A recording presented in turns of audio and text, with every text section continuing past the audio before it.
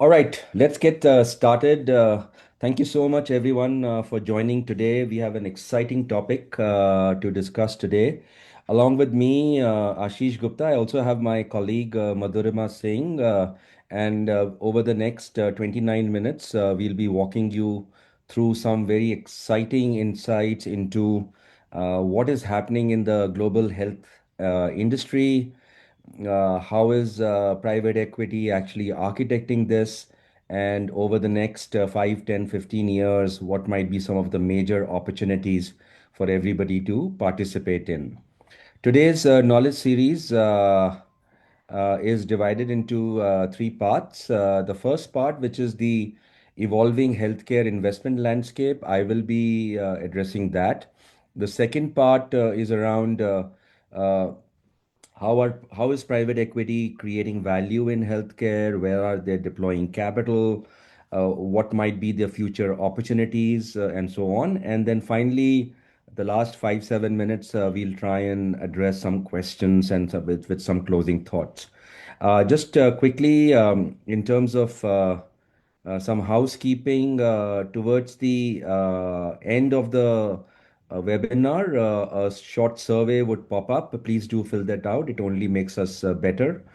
And secondly, as we are going through this, it would be lovely if you can type out your questions in the chat window or the Q&A window, and we'll try and take them up as much as possible. Without any further ado, diving into sort of the first part of this, if we really take a step back and understand what has been happening, essentially the global healthcare system, the ecosystem, and the entire industry is just exploding. The basic makeup of this industry can be divided up into six participating organizations. First is obviously the providers. These are people, the hospitals, the health systems, clinics, physicians, diagnostic labs, and so on. The second big part of it is pharmaceuticals and biotech. This is very self-explanatory. The third part is medical and diagnostics devices. The fourth part is digital health and health IT. Uh, Clearly, the payers, the private health insurers, government programs, and lastly, but not the least, are the healthcare support services. So, if you really look at it, it's a vast, complex network of organizations, people, and technologies that are jointly rallying to deliver medical services to 8 billion people on the planet. If you really look at these individual segments at a high level, um, in about 25 years back, the entire industry was about $3.3 trillion dollars. And over the last 24 years, 25 years, it has more than tripled to about $11 trillion dollars. Clearly, the provider segment is the largest segment of the market, which is close to $5 trillion dollars. Then uh, the rapidly growing one is obviously the digital health and health IT related, which is now about zero point 0.8 trillion. Pharmaceuticals and biotech, which has grown also to 2.7, and so on and so forth. What is very interesting is that the global growth of this sector entirely is going to be about 6% annually till about 2032, taking this industry up to more than $17 trillion dollars. By the way, this growth rate is more than the global GDP growth rate, which means that net there's going to be further participation by the healthcare industry in the global GDP. And over the years, obviously, a lot of interesting things have happened, whether it's starting out with the Genome Project in 2000, through the telemedicine kind of revolution in 2010. And then, of course, 2020 was all about COVID, and then the telehealth, remote patient monitoring surge. And the last few years have been a lot about AI, personalized care, diagnostic systems, precision medicine, and so on and so forth. If we really step back and look at what really is happening and what are some of the very interesting trends, we have identified, I'm sure there are others, but six top trends that are driving the future of the healthcare industry. First is the growing role of private players. Second is increased health spending and the unit cost of delivery falling. Actually, that was a very big insight that our team came across because everywhere in the world, everybody says, oh, cost of healthcare going up, going up, going up. But we came across several different ideas and examples of where actually over time this might continuously come down. Third is rising digital adoption. Fourth is preventive healthcare. Fifth is personalized healthcare. And last one, which I think is the topic of the day, is increased PE participation. If we look at the first one, what is really driving the growing role of private players? First, clearly, most governments in the world have, to the extent possible, they have really publicly funded this service infrastructure. But clearly, the demands from every human being, from demands from patients and healthcare systems, has outstripped any kind of budgetary allocation that any government can do, which meant that private players had to step in. Private players had to be funded, and increasingly private capital was chasing this. Right. So the role of private players has really accelerated over the last few years. And in most countries these days, anywhere between 40 to 60% of the healthcare industry is in the private sector. There have obviously been a lot of regulatory changes, a lot of structural reforms over the years to enable this as well. If we look at the overall pie, clearly from 11 trillion to 17.5 trillion over the next 7 years, the health spends are increasing. But what is really encouraging and in some sense surprising as well is that the unit cost of delivery is actually falling. A lot of it is driven by AI and technology. Just as an example, specialists now in the radiology area are able to read 5x more scans. An average radiologist is seeing 10x more patients in the same time. Clearly, the roll-up strategies of private equity players is leading to economies of scale and then massive advances in clinical and medical areas have led to a significant reduction in costs as such. Um, if I look at the rising digital adoption, the global digital healthcare market is clearly already at close to half a trillion and is projected to more than double over the next 10 years, growing by a CAGR of 11%. Uh, in our analysis and our research, if you look at it, 86% of healthcare organizations are reporting to having used AI. 66% of physicians surveyed as part of some report are and that report was by Deloitte. Physicians surveyed are using AI. 80% of hospitals are using AI tools for workflow and patient care, and so on and so forth. If you add on top of that IoT, increased use of robotics, and monitoring devices, this entire space is exploding. The next trend we see is in the area of preventive healthcare. So here, whether it's upstream care, whether it's early detection through screenings and diagnostics, whether it's things like lifestyle, nutrition, wellness, GLP-1, everybody reads about that these days, longevity clinics, and the whole global, universal, almost human focus on mental health. That is all leading to prevention of disease rather than the cure of diseases. uh, Cancer and cardiac screening programs, remote monitoring of diabetes, and of course, other kinds of initiatives led by employers. The next topic is about personalized healthcare. That's the big trend one is seeing.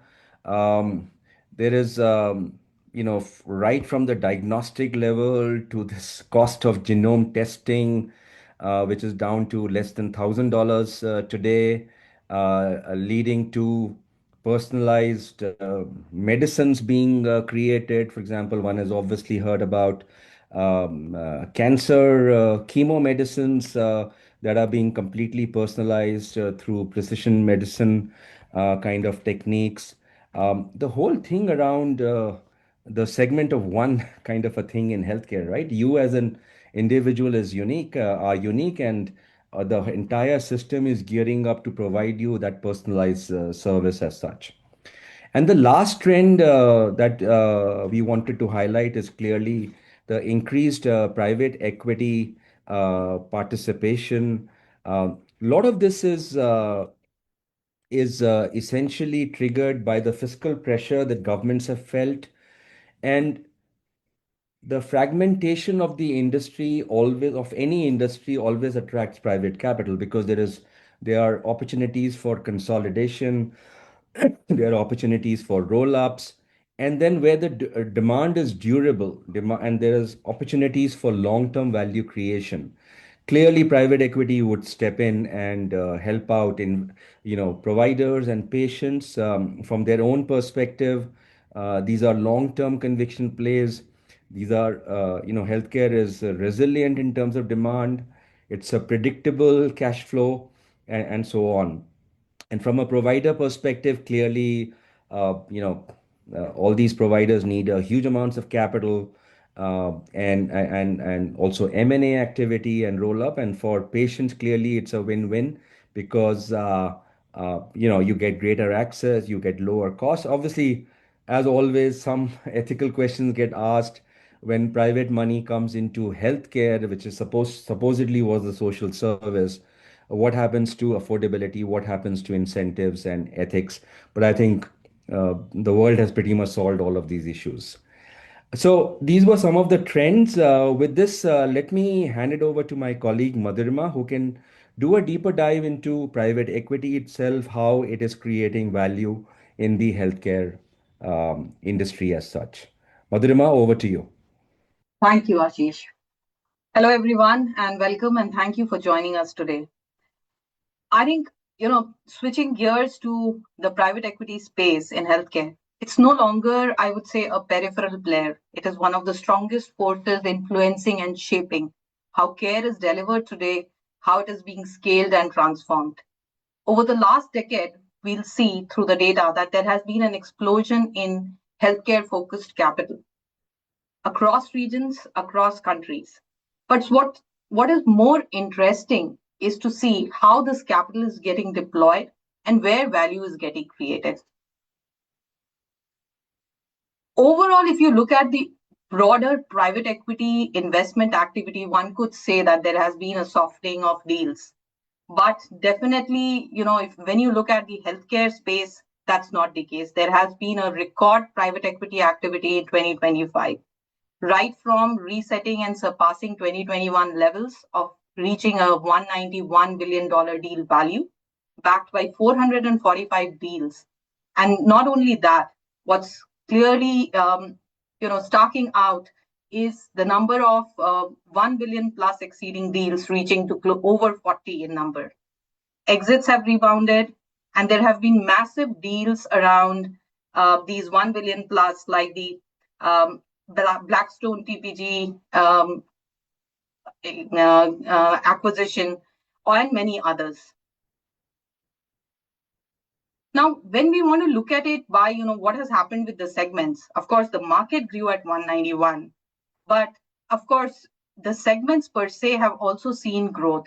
The traditional provider, pharmaceuticals, and biotechnology definitely have been the anchors for the deal flow. Not only the deal values, but the deal volumes, average deal volumes all have increased. But what's interesting to see is the medical and the diagnostic devices segment. It's come as a surprise emerging segment, doubling to almost $33 billion. And what's behind it is perhaps, the entire need for innovation, digital integration, and scalable platforms. Now, we would also want to see a lens into how we look at the regions and their growth. So while North America continues to be most active despite, the macro headwinds, uncertain policies. And the most important feature that propelled this growth is the large transactions. A staggering number of 26 plus deals exceeding $1 billion. Europe, on the other hand, comparatively lower than North America, but did see a lot of resurgence in large cap deals driven by pharmaceuticals and biotechnology, which essentially almost contributed to 65% of the total deal value for the region, backed by five largest transactions in the space. The Strada acquisition, the KKR acquisition of the Swedish Cara Health, all of these are notable examples of these. Now, when you look at in number terms, of course, Asia Pacific might look a bit smaller, but it's one of the growth engines. And here again, you see definitely the pharmaceutical and biotechnology segments driving growth, but provider segment remains very important here. The key theme has been hospital-led deals. And of course, in this space, India contributed almost 25% of the deal value. We could not get a lot of recent data on 2025 for Middle East, but what we see is also a surgence of activity here. 2024 data clearly points out, almost 34 transactions with a total deal value of closer to almost 800 millions. So overall, all regions show a resilience and a strong activity and active structural healthcare segment for private equity. Now let's look at what India's story has to say. Of course, there has been growth. We looked at it. It's 25% of the APAC deals.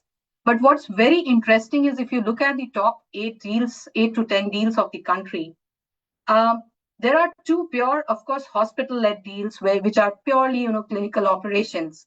But rest of the deals are more focused towards areas of platform, revenue cycle management, digital health. So clearly there's a shift that is coming in. And, the $6 billion number is not merely dedicated towards traditional models. When talking about models, I think one of the important things to look at is how this space in investing by PEs has evolved. Early 2000s was more about asset-heavy foundations, looking at hospitals, labs, diagnostics, more from a philosophy of capital preservation. However, as we moved towards 2005 to 15, we saw a surgence of platform build-ups, consolidation, more driven by the need for governance, scalability, and repeatable models. And here are some examples of both the eras, whether it is the US acquisitions in healthcare, HCA Healthcare, Tenet Health, or the Manipal Hospital investments by Temasek. All of these are examples of how these models were accentuated by these large deals. Come 2015 and onwards, we've seen rise of two important models. One is, of course, focus on specialization and integration. Roll-ups, specialty treatments, and differentiated care models came up. The Middle East acquisition of Aster and DM is an example of that. The current era is primarily all about digital and tech, creating asset-light models, which are not only enabled by tech, but also looking at scalable platforms. And one of the examples we have is the Blackstone and Care Hospitals transaction. Now, we have a paper coming up which has details on all of these examples and how these transactions happened for more details. As we look at this evolution, I think a few things came out very clearly to us at Benori while we were analyzing that there are three distinct models that have come up in this space. One is, of course, the clinical operators, the private equity firms which are increasingly investing into the hospital and hospital network and specialty care models.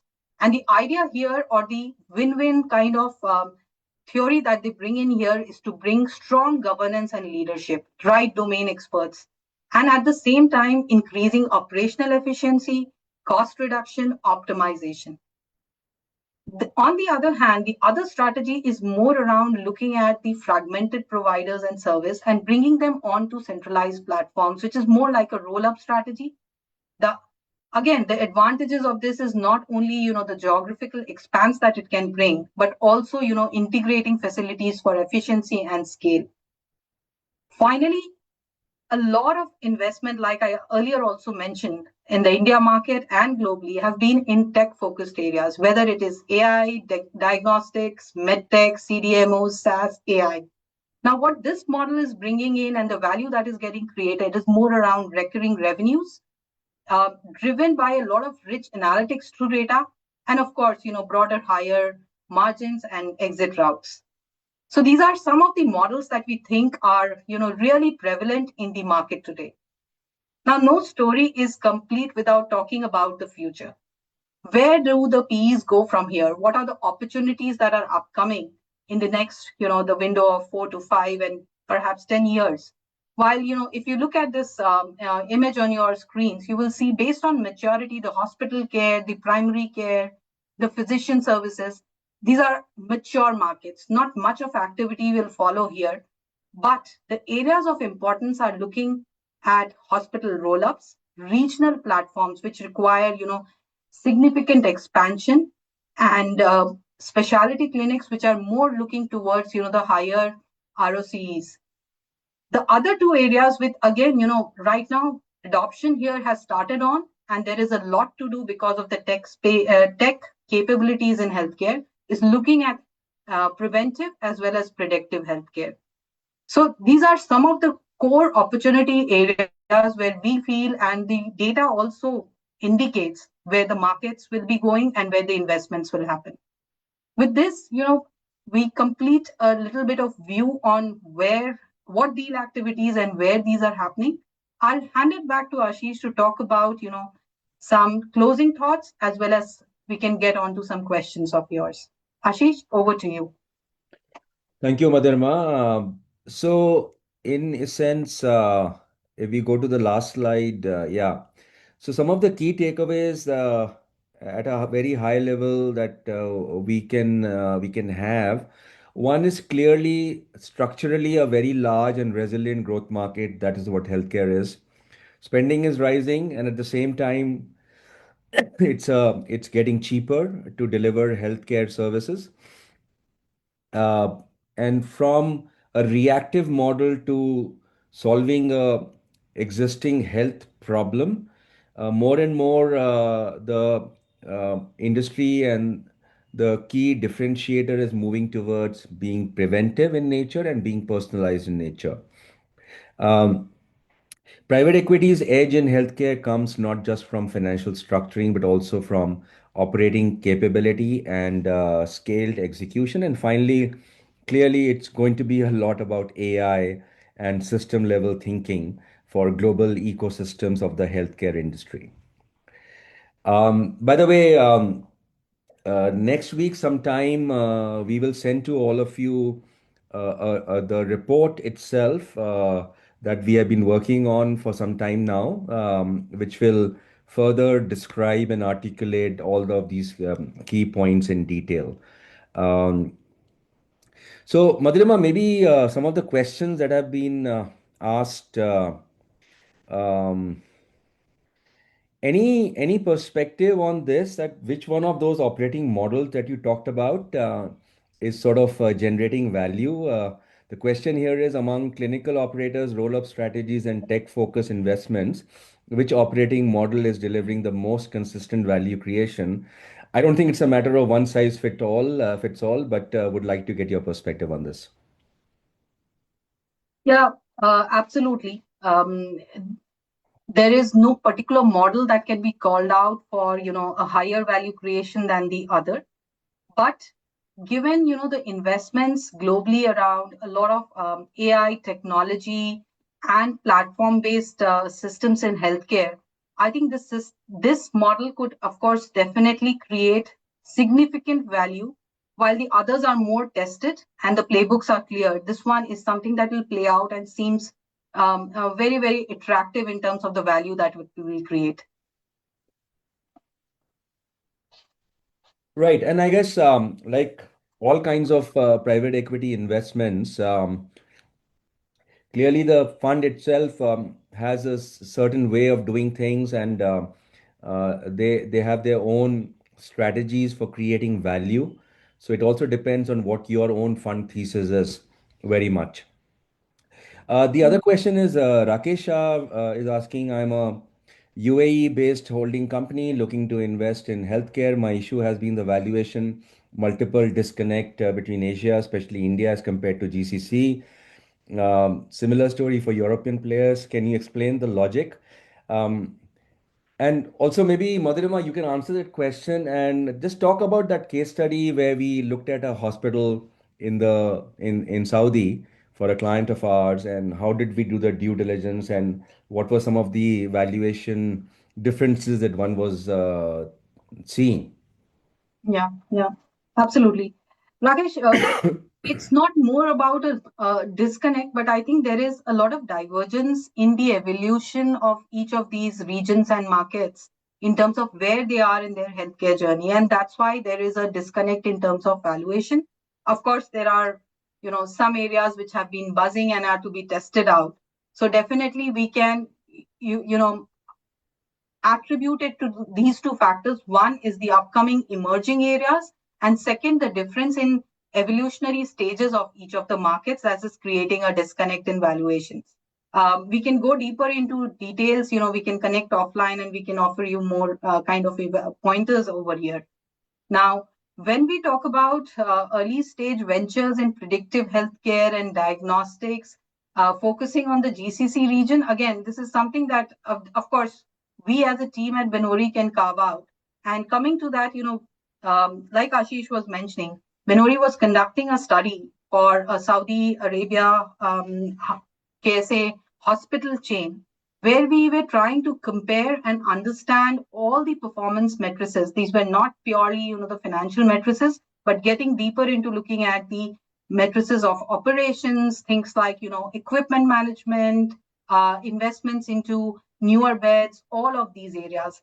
When when you look at the entire setup of 7 8 such players which are apples to apples as well as some tier 2 players, you're able to create a thought process around how the market is performing, where exactly a particular player is compared to the rest of the industry. And we, through our blend of a lot of secondary research and primary research and expert insights, are able to bring toward forth this kind of a story. Right. Absolutely right. Maybe one final question. Let me just see, what do we have here? Any perspective on how would a patient experience, if I may call it PX, patient experience, how might that change over the next few years? I think, with my limited understanding of the space, I would say that PX already is changing with all the different kind of monitoring techniques, telehealth, and various kind of specifically predictive and preventive measures. The experience for patients, right from getting a cure to perhaps looking towards longevity, is already changing. There are different models, different kind of players coming up.